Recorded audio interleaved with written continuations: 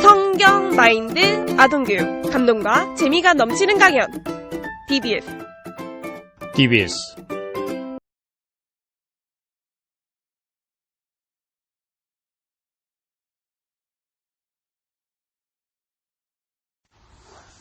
여러분 안녕하십니까? 저는 송사리 교수입니다.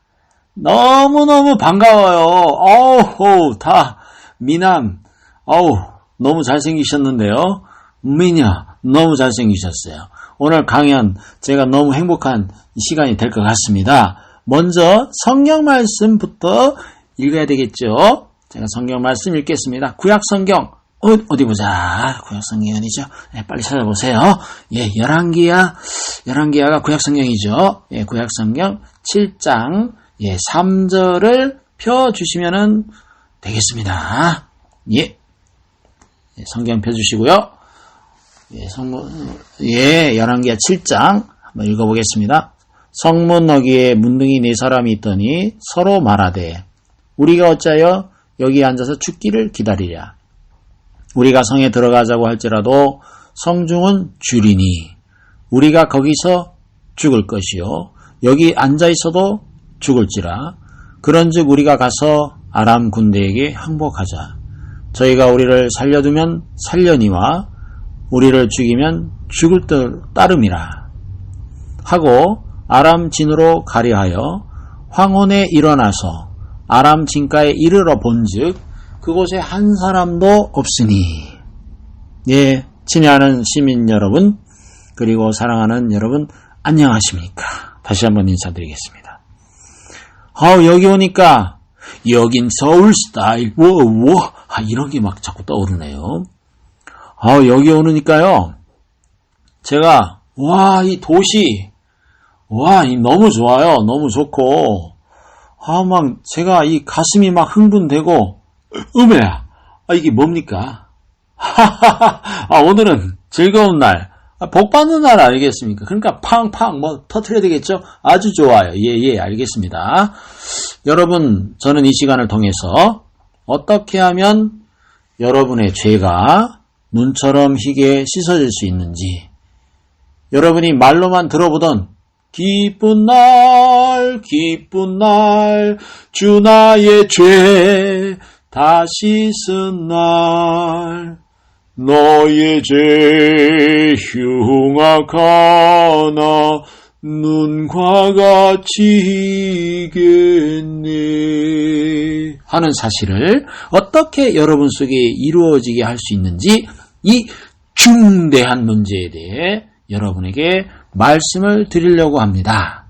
자, 이런 이야기들은 실제로 여러분들이 마음을 열고 들으시는 것이 아주 중요해요.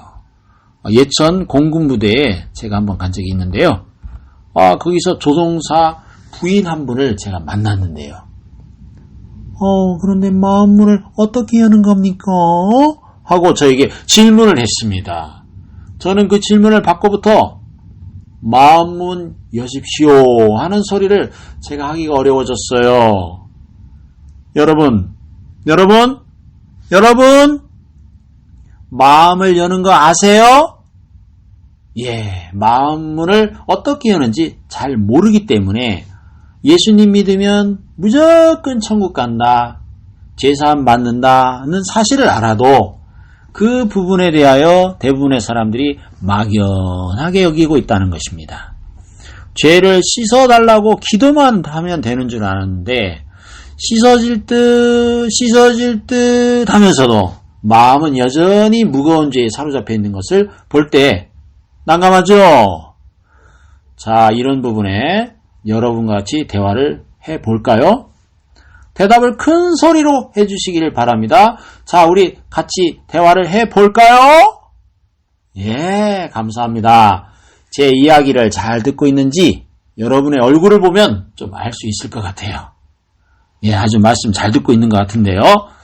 교도소에 가서 복음을 전할 때 그분들에게 저는 한 번도 죄를 짓지 말라 이런 얘기를 해본 적이 없습니다. 왜냐고요? 우리가 살면서 죄를 짓는 것이 나쁘다 이런 거 모르는 사람 누가 있어요? 다 알죠. 하지만 죄를 계속 짓게 됩니다. 저는 그래서 죄를 이기는 방법을 성경 속에서 여러분에게 가르쳐 드리겠습니다. 여러분 마음에 문이 열려 하나님의 말씀이 여러분 속에 들어가면, 예수 그리스도가 여러분의 마음을 지배하시면 더 이상 여러분 자신이 죄와 싸울 필요가 없는 줄 저는 확신합니다. 도둑질하지 말아야지, 미워하지 말아야지, 싸우지 말아야지, 욕심부리면 안 돼 하고 결심하고 노력할 필요가 없어요. 예수님이 그 모든 죄악을 이기게 해 주실 것입니다. 그렇죠? 옛날 이야기인데요. 에드워드 선장이 있었습니다. 여러 항구를 다니면서 항해하다가 집으로 돌아오는데 한 달에 한 번 올 때도 있고 3개월 혹은 6개월에 한 번 올 때도 있습니다. 아들이 하나 있었어요. 그 이름은 올리버. 아들 올리버는 아빠를 늘 기다렸습니다. 왜냐고요? 아빠가 보고 싶으니까요. 왜냐고요? 선물을 가져오니까요. 왜냐고요? 아빠는 멋지니까요. 왜냐고요? 아빠를 사랑하니까요. 조금 있으면 올 테니까 기다려라. 엄마하고 잘 있거라. 빠이빠이 하고 아빠는 늘 떠났어요.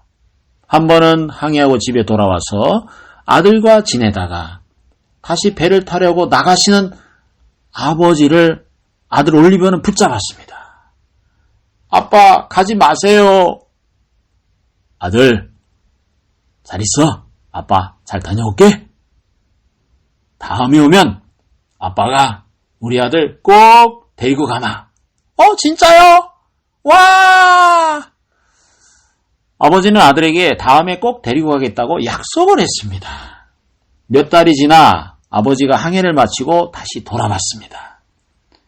아들이 아버지가 오니까 이제 자기도 배를 타게 되었다고 좋아가지고 어쩔 줄 모르는 것이었습니다. 아버지는 아들의 기대를 꺾을 수가 없었어요. 이번에는 아들을 데리고 가기로 했습니다. 아들 나이가 몇 살이냐고요? 12살이었습니다. 아내가 걱정을 하자, 여보 괜찮소. 이번에는 긴 항해가 아니니까 한번 데려가 보겠소. 하고 안심을 시켰습니다. 떠나기 전날 아이는 아버지와 같이 배를 타고 간다는 꿈에 부풀어서 잠이 안 와요. 잠 안 오겠죠? 예, 여러분 같아도 잠 안 올 겁니다. 아버지하고 멋진 항해를 간다는데 잠이 오겠어요? 예. 아버지는 아들에게 올리버, 바다에 가면 하늘과 바다밖에 보이지 않아. 너무 족적하고 심심할 수 있어. 그러니까 네가 좋아하는 장난감 모두 배에 실어라. 올리버는 장난감, 그림책 같은 것을 다 싣고 마지막으로 친구처럼 데리고 노는 원숭이 끼기도 배에 태웠습니다. 그리고 배가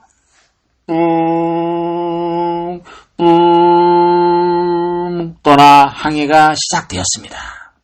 파도 구경, 끼룩 갈매기 구경을 하다가 보니까 바다 가운데로 멀리 들어가서 이제는 집도 보이지 않고 항구도 보이지 않고 망망대해 바다만 펼쳐진 조용한 하늘과 바다밖에 보이지 않았습니다.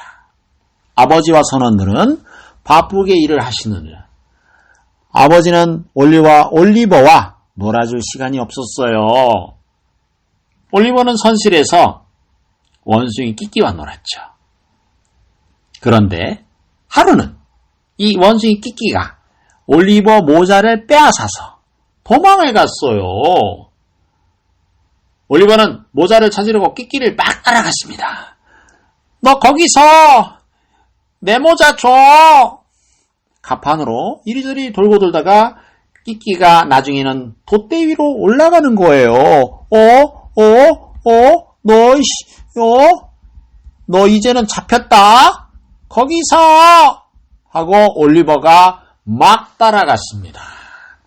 저만큼 올라가면 또 올라가 버리고, 또 따라가면 또 올라가고, 올리버는 자기가 얼마나 높이 올라가고 있는 것인지 모른 채 위만 바라보고 원숭이만 따라서 올라갔는데 독대 제일 꼭대기에 끼끼가 앉아 있었습니다. 끼끼끼끼끼끼끼끼끼끼끼.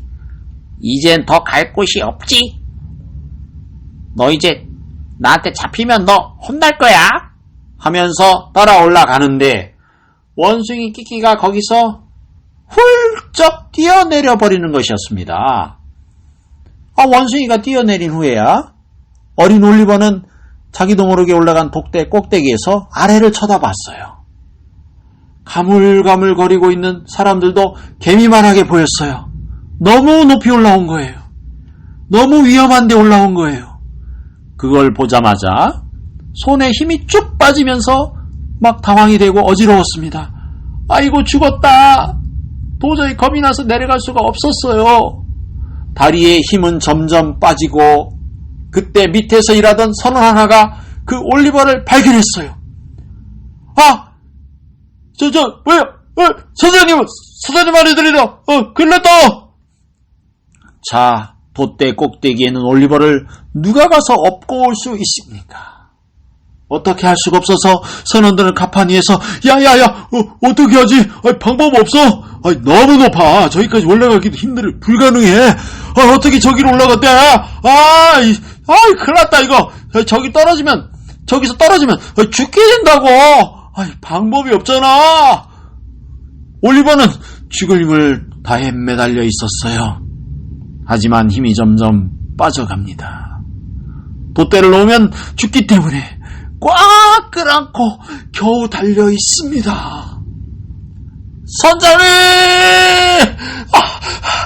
선장님! 큰일 났습니다. 무슨 일이야? 뭐 이렇게 호들갑이야? 나와보세요! 빨리 나와보세요! 큰일 났어요! 나와보니까 돛대 끝에 자기 아들이 아니 세상에 올리버! 아버지! 무서워! 아버지! 무서워! 어떻게 된 거냐? 선장님! 이래서 이렇게 말 똑바로 해봐. 이렇게 됐습니다. 뭐야? 아버지 에드워드는 잠시 눈을 감고 생각을 했습니다. 그러더니 갑자기 옆구리에 차고 있던 권총을 빼들었습니다. 선생님, 이제 와서 원숭이를 쏴 죽인다고 해결이 됩니까? 그런데 아버지는 권총을 들고 아들 올리버를 겨냥했습니다. 선생님! 왜 그러십니까? 그건 안 됩니다. 가만히 있어! 아들아! 들리느냐? 아버지, 힘이 없어요. 떨어져 죽을 것만 같아요, 아버지. 내 말 잘 들어. 바다 위로 뛰어내려. 안 그러면 널 쏘겠다. 5을 셀 동안 바다 위로 뛰어내려. 너를 쏜다. 아들은 아버지는 한다면 하는 사람인 줄 알기 때문에 총에 맞아 죽을 바에야 바다로 떨어져서 죽자 하고 결정을 내렸습니다. 이 돛대를 놓는 것은 너무나 두려운 일이에요. 그렇겠죠? 하지만 아들은 뛰어내릴 준비를 했습니다. 하나! 돛대를 쥐고 발로 돛대를 밟고 둘! 셋! 할 때 아들은 돛대를 손에서 놓는 동시에 두 발로 돛대를 힘껏 쳐버렸습니다. 바다 위로 떨어졌습니다. 붕덩! 선원들은 기다리고 있다가 바다에서 아이를 건졌습니다. 사랑하는 여러분, 한번 진지하게 생각을 해보세요. 이건 하지 말아야지. 그리고 착하게 살아야지. 부모님 말씀 잘 들어야지. 하지요? 하지만 정말 어려운 게 많고 잘 안 되는 게 많습니다. 그렇죠? 택시 운전기사에게 물어봅니다. 기사님, 예수님을 믿으세요? 우리한테 그런 소리 하지 마십시오. 돈 벌어 살기도 바쁜데, 비키세요. 경찰관에게 묻습니다. 경찰관님, 예수님 믿으십니까? 우리 바빠서요. 한가하게 교회 나갈 틈이 없습니다. 저 사람, 과속 안 해. 거기서! 의사 선생님에게 묻습니다. 선생님, 예수님을 믿으시나요? 아이고, 내가 어쩌다가 의대에 들어가서 이 화창한 봄날에 다른 사람들은 다 놀러가는데 매일 얼굴 찌푸린 환자들 틈에 끼어 살아야 하는지 모르겠어요. 내가 예수 믿고 싶지만 바쁘고 안 됩니다. 군인들에게 물어봅니다. 예수님 믿으십니까? 예수님 믿으세요? 안 됩니다. 뇌물사열 때문에 바빠서 안 됩니다. 장사하는 사람들에게 물어봅니다. 예수님 믿으십니까? 따마 돈 좀 벌어 아이들 장가도 보내고 공부 다 시키고 나서 예수 믿지요. 몰라서 그렇지 장사하려면 거짓말 안 하고 되는 줄 압니까? 똑같은 물건이라도 1,000원 주고 사왔다고 하면 안 되고 2,000원 주고 사왔다고 해야 되기 때문에 거짓말을 안 할 수가 없는데 어떻게 예수를 믿습니까? 장사 나바치고 믿지요. 나는 도둑질을 자꾸 해서 안 돼. 나는 거짓말을 자꾸 해서 안 돼. 대부분의 사람들은 무엇 때문에 예수님을 못 믿겠다고 생각합니다. 수고하고 무거운 짐진 자들아 다 내게로 오라. 내가 너희를 쉬게 하리라. 예수님이 말씀하셨습니다. 그러나 대부분의 사람들은 예수님을 믿으면서도 마음에 쉼을 얻지 못해요. 여러분 가운데 율법을 다 지키고 있는 사람 한번 손들어 보십시오. 성경책 다 읽었다. 매일매일 성경책 읽다. 손들어 보십시오. 여러분 가운데 매일 일요일마다 헌금 잘하는 사람 한번 손들어 보십시오. 주일 예배 한 번도 빠지지 않고 교회에 나온 사람 손들어 보세요. 나는 태어나서 지금까지 한 번도 남을 미워해 본 적이 없다. 손들어 보십시오. 없죠? 맞습니다. 우리는 절대로 하나님의 수준에 도달할 수 없는 사람들입니다. 우리는 돛대 꼭대기에서 돛대를 붙잡고 발버둥 치지만 머지않아 떨어질 수밖에 없는 그 아이와 같은 상태에 있습니다. 하나님 우리에게 새로운 복음의 길을 열고 계십니다. 그 길은 성경 말씀 속에 깊이 감춰져 있습니다. 여러분이 갖고 있는 생각과는 다른 하나님의 길이 성경 속에 숨겨져 있는 것입니다. 이 성경 속에 숨겨진 비밀을 깨달으면 우리 죄를 씻는 것은 너무나 쉽습니다. 내가 내 죄를 씻는 것은 어렵지만 하나님 앞에 나와 씻음을 받는 것은 쉽습니다. 내가 죄를 이기는 것은 어렵지만 예수님으로 말미암아 죄를 이기는 것은 정말 쉬운 일이기 때문에 구체적으로 여러분에게 말씀드리고 싶습니다. 자, 그러면 열왕기하 7장에 있는 본문 말씀을 읽어가면서 이야기를 해보겠습니다. 자, 1절 말씀에 보면 엘리사가 가로되 여호와의 말씀을 들을지어다. 여호와께서 가라사대 내일 이맘때에 사마리아 성문에 고운 가루 한 사에 한 세겔하고 보리 두 수아에 한 세겔을 하리라 하셨느니라. 지금부터 오래전 구약시대의 이스라엘의 아람이라는 나라가 군대를 동원해서 쳐들어왔습니다. 중국에서는 만리장성을 쌓아 적군을 방비했는데요. 그 당시 이스라엘도 사마리아 성 안에 살았습니다. 이스라엘이 아람과의 전쟁에서 질 것 같으니까 성문을 다 닫아버렸습니다. 뭐 요즘처럼 미사일들이 있는 것도 아니고 원자탄도 없던 시대니까 성문을 닫아 놓으니까 이 아람 군인들이 들어갈 방법이 없고 공격할 방법이 없죠.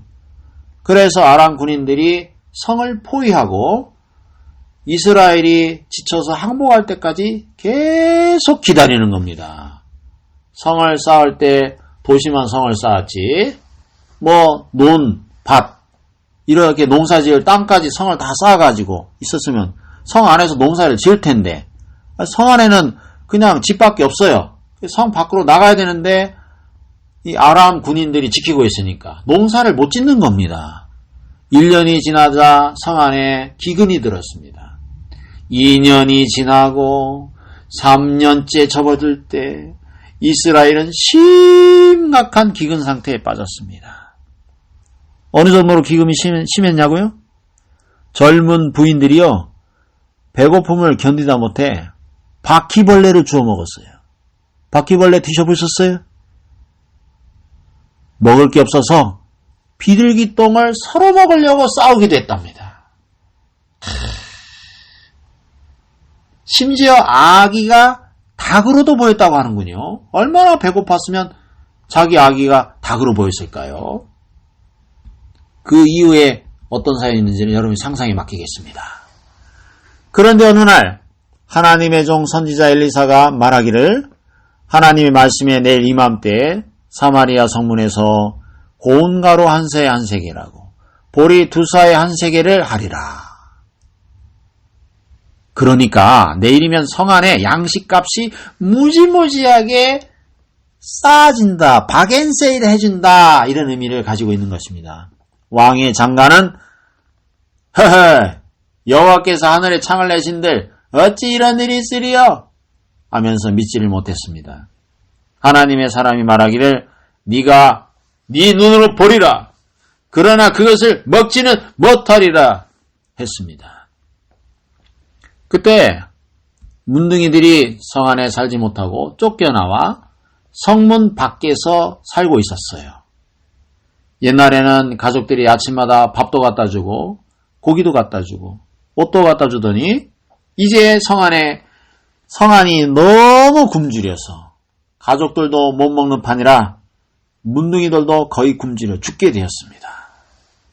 이제 굶어서 문둥이도 4명밖에 남지 않는 처참한 상황 속에 빠지게 되었습니다. 4명의 문둥이들이 서로 의논을 했대요. 야, 내 사랑하는 친구가 죽었어. 내 조카 굶어 죽었대. 너희들이나 나나 머지않아 죽을 수밖에 없는데 야, 우리 이렇게 앉아서 죽기를 기다리고 있을 거냐? 성 안에 들어간다고 해도 성 안에 먹을 것이 없고 누가 우리에게 음식을 줄 사람도 없잖아. 맞아. 여기 이렇게 있어도 우리는 굶어 죽을 수밖에 없으니까 차라리 아람 군대에게 항복하러 가자. 항복해서 죽으면 죽고 살려주면 살고 그래 이판사판이야. 가자. 그래 가자.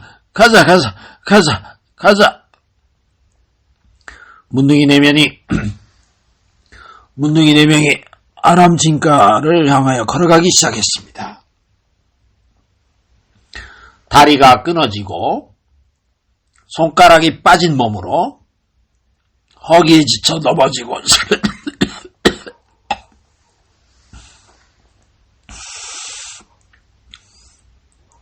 맞아. 여기 앉아 있어도 우리가 굶어 죽을 수밖에 없으니까 차라리 아람 군대로 항복하러 가자. 항복해서 죽이면 죽고 살려주면 살고 그래 이판사판이야. 가자. 문둥이 4명이 아람진을 향하여 걸어가기 시작했습니다. 다리가 끊어지고 손가락이 빠진 몸으로 허기에 지쳐 넘어지고 쓰러지면서 아람진을 향하여 한 발자국씩 걸어가기 시작했습니다.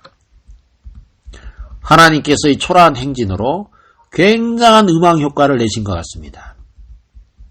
문둥이들이 쓰러지고 넘어지고 하는 그 소리가 바람소리, 병거소리, 군대의 말발굽 소리,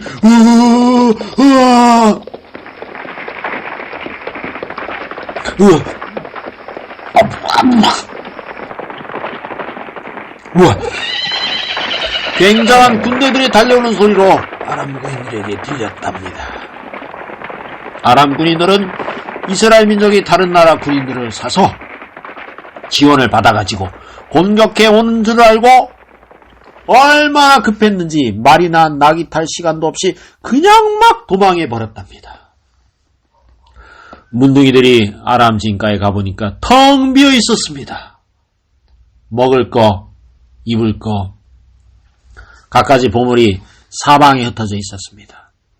4명의 문둥이가 굶주려 가는 그 죽어가는 가운데 있다가 풍성한 음식을 봤을 때 기분이 어땠을까요?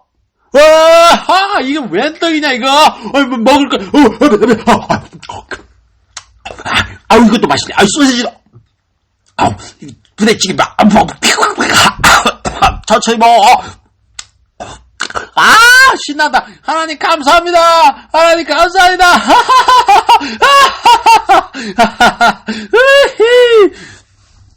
여러분, 이 이야기는 늘 말씀을 듣지만 심령이 살아나지 못하고 죽어가는 자들에게 하나님께서 어떻게 살아있는 생명의 말씀을 풍성한 양식으로 공급해 주는지 그 영적인 비밀을 깨우쳐 주는 이야기입니다. 여러분 땅콩 드셔보셨어요?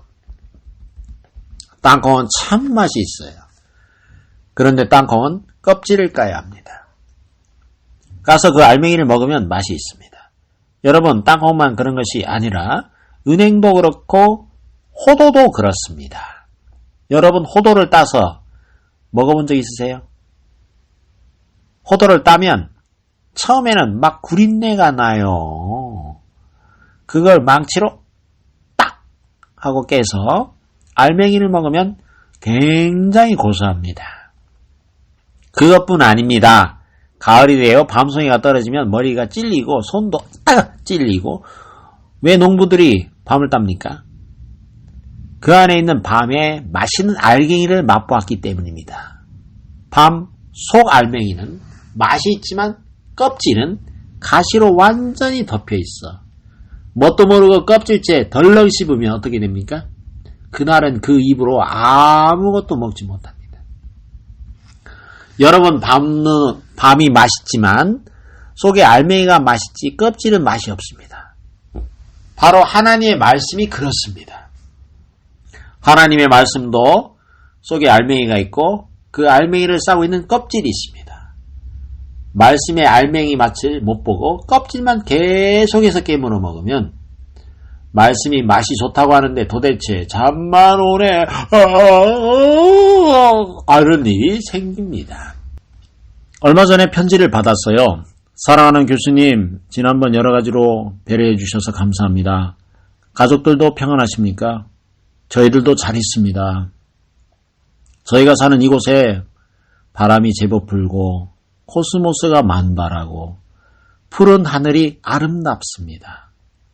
우리는 독서의 계절을 맞아 성경을 잘 읽고 있습니다. 교수님, 10월 30일은 제 아내 생일인데 한번 오십시오. 제가 맛있는 음식을 대접해 드리겠습니다. 꼭 오시기를 바랍니다. 여보, 어디서 편지 왔어요? 제 아내가 물었어요. 서울에서 왔어. 뭐라고 쓰셨어요? 서울에는 코스모스가 만발했다고 하시더군. 한다면 말이 됩니까?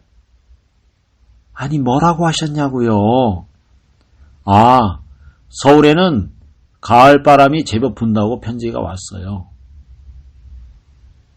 자, 정확한 내용이 아니죠. 물론 그 내용도 있지만 가을바람이 코스모스가, 푸른 하늘이, 이런 것들은 내가 전하려고 하는 알맹이가 아닙니다. 편지 속에도 알맹이가 있죠. 이 편지 속의 알맹이는 무엇입니까? 10월 30일에 우리 집에 놀러 오십시오 하는 초청입니다. 그 편지를 달달 외워도 그 알맹이를 모르면 편지를 모르는 것 같죠. 성경을 줄줄 외우고 구약개론이니 신약개론이니 조직신학이니 정통해도 하나님이 우리에게 이야기하시는 그 내용을 모르면 성경을 전혀 모르는 것과 똑같습니다. 여러분, 성경은 그냥 이야기로도 되어 있지만 우리를 향한 하나님의 사랑의 고백도 기록되어 있습니다. 하나님께서 이 세상을 만드시고 천지를 창조하셨습니다. 아름다운 에덴을 만드셨습니다. 거기에 죄가 들어오니까 그때부터 이 세상은 패역해지고 죄악 속에 빠져버렸습니다. 하나님은 새로 만드신 하늘나라에는 절대로 죄를 들여보내지 않으려고 하십니다. 저는 오늘 서울에 올 때 비행기를 타고 왔습니다. 공항에 가니까 경찰들이 검색을 하느라고 와서 협조를 구했습니다. 가방을 열어주십시오. 열어보니까 성경책이 있는 것을 보더니 들어가십시오. 다시 차에서 내려서 들어가니까 또 검색을 했습니다. 가방에 뭐가 있습니까? 예, 책이 있습니다. 들어가십시오. 그 다음 비행기를 탈 때 또다시 검색을 했습니다. 여러분, 우리가 다 선한 사람이면 왜 그렇습니까? 왜 그렇게 하죠? 그분들이 왜 고생하며 수고합니까? 얼마 전에 김포공항에서 어떤 사람이 무서운 일을 저질렀습니다. 폭탄을 가지고 들어온 거죠. 흉한 무기를 갖고 들어온 거죠. 누가 그런 일을 할지 모르니까 그렇게 일일이 검색을 할 수밖에 없으며 우리는 협조를 해야 합니다. 김포공항에서 비행기를 타려고 할 때 검색하는 것처럼 하늘나라에도 검색대가 있습니다. 그 문은 수류탄이나 폭탄을 든 사람이 통과하지 못하는 것이 아니라 죄를 가진 사람은 통과하지 못하는 것입니다. 죄인들이 들어가려고 하면 삐삐 하고 부저가 울립니다. 못 들어가? 하나님, 저는 11조를 했는데요. 그래도 안 돼. 난 많이 도와주며 살았는데요. 안 돼. 전 기도를 많이 했는데요. 안 된다니까. 저는 선생님 말씀 잘 듣고 공부도 잘했는데요. 그렇지, 안 된다니까. 거기에는 뇌물도 통하지 않고 막강한 배경도 통하지 않고 잘난 것, 똑똑한 것, 가문 좋은 것 아무것도 통하지 않습니다. 죄가 있으면 거기를 통과할 수 없습니다. 어떤 사람들은 속고 있습니다. 내가 예수를 이렇게 잘 믿으니까 죄가 좀 있어도 보내주겠지. 사랑의 하나님인데 내가 이렇게 열심히 예수님을 믿었는데 뭐 죄 좀 있다고 못 들어가게 하시지 않겠지. 오해하지 마십시오. 하나님은 공평하신 하나님입니다. 죄 있는 사람을 누구는 들여보내주고 누구는 안 들여보내줄 수 없으니까 죄인은 무조건 들여보내주지 않습니다. 그래서 하나님은 죄를 씻으라고 그 아들을 보내신 것입니다. 여러분, 죄와 범죄도 근본적으로 다릅니다. 감기가 걸리면 어떤 증상이 생기나요? 예, 기침을 하고 콧물을 흘리는데 이때 콧물, 기침은 감기가 아니고 감기의 증상이라는 것입니다. 죄라는 것과 죄의 증상은 다릅니다. 여러분 잘 생각하십시오. 거짓말하고 도둑질하고 남을 미워하고 살인하고 간음하는 것은 죄의 증상입니다. 죄가 있을 때 이런 증상이 일어나는 것입니다. 그러면 여러분, 도둑질하지 않고 간음하지 않는 사람은 죄가 없습니까? 아닙니다. 그 사람은 죄가 있지만 증상이 밖으로 드러나지 않은 것뿐입니다. 감기 바이러스가 기침과 두통을 일으키지 않는다고 해서 내버려두면 여러 증상을 다시 일으키니까 감기 걸렸다고 판단되면 감기 바이러스를 없애는 약을 먹어야 하는 것처럼 죄를 안 짓는다고 해서 죄가 없는 것이 아닙니다. 죄는 잠시 후에 또 다른 범죄를 일으킬 수 있습니다. 죄를 이렇게 이해하시면 쉽습니다. 원인을 치료해야 하는 것이죠. 오늘 강의는 여기까지입니다. 감사합니다. 안녕히 계십시오. 감사합니다. 감사합니다. 감사합니다.